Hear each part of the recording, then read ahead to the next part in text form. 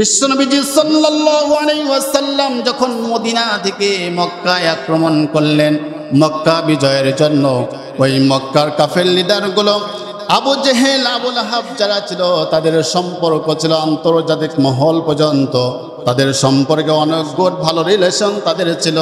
কিন্তু এই 3 বছরের ব্যবধানে ওই আন্তর্জাতিক মহল থেকে শুরু করে তাদের বন্ধু বান্ধবের মধ্যে সমস্ত সম্পর্ক আল্লাহ তাআলার পক্ষ থেকে বিচ্ছেদ হয়ে যায়। সুবহানাল্লাহ বলবেন না? তাদের সাথে সম্পর্ক বিচ্ছিন্ন হয়ে যায়। তাদের কাছে অস্ত্রগুলো নেবে, তারা অস্ত্রগুলো দেয় না, অস্ত্র সংবরণ তারাও করতে পারে না। বিশ্বনবী সাল্লাল্লাহু আলাইহি ওয়াসাল্লাম মদিনা থেকে মক্কা বিজয়ের জন্য যখন আক্রমণ করলে মক্কা বিজয় হয়ে গেল। আমার ভাইরা, এখানে একটি বিষয় বোঝার হলো, খুব ভালো করে বুঝেন।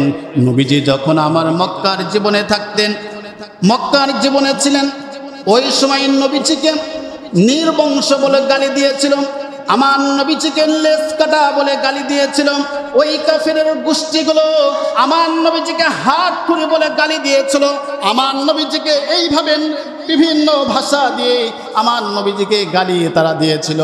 কিন্তু আমার নবীজি ওই সময় ওই মুহূর্তে কাফেরদের কোনো রকম প্রতিবাদ তিনি করতে পারেন নাই। কথা বলেন ঠিক কিনা?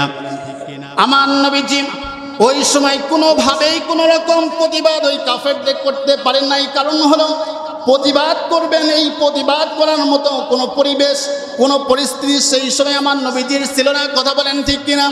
আমার ভাইরা, আজও বাংলাদেশের জমিন থেকে গোটা পৃথিবীর দিকে যদি আপনি তাকান, আজকে আলেমদেরকে বিভিন্ন ভাষা দিয়ে গালি দেওয়া হয়, আজকে আলেমদেরকে বিভিন্নভাবে কটূক্তি করা হয়, আজকে মসজিদের ইমামদেরকে অপমান অপদস্থ করা হয়, কিন্তু আলেমরা আজকে কোনোভাবে তারা তাদের প্রতিবাদ করতে পারে না। কথা বলেন ঠিক কিনা?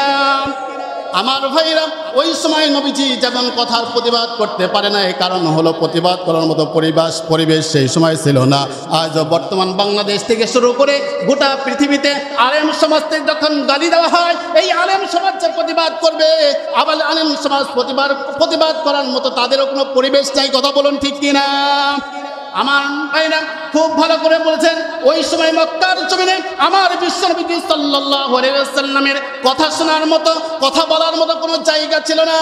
কিন্তু নবীজির কথা দুনিয়ার কেউ না শুনলেও শুনেছেন একজন। চিল্লায়ে বলেন তিনি কে? আরো জোরে বলুন তিনি কে? আমার ভাইরা খুব ভালো করে শোনেন, বাংলার জমিন থেকে শুরু করে গোটা পৃথিবীতে আলেমদের কথা শোনার মতো, বলার মতো কেউ যদি নাও থাকে, কোনো জায়গা যদি না থাকে, এই আলেমদের কথা শোনার মতো জায়গা, একটা জায়গা আছে, তিনি কে? আরো জোরে বলুন তিনি কে? আমার ভাইরা, আমার নবীজি সাল্লাল্লাহু আলাইহি ওয়াসাল্লাম মাত্র 3 বছরের ব্যবধানে মক্কা মদিনায় তিনি আক্রমণ করে এই মক্কা তিনি বিজয় লাভ করেছিলেন। বলুন আল্লাহু আকবার। আমার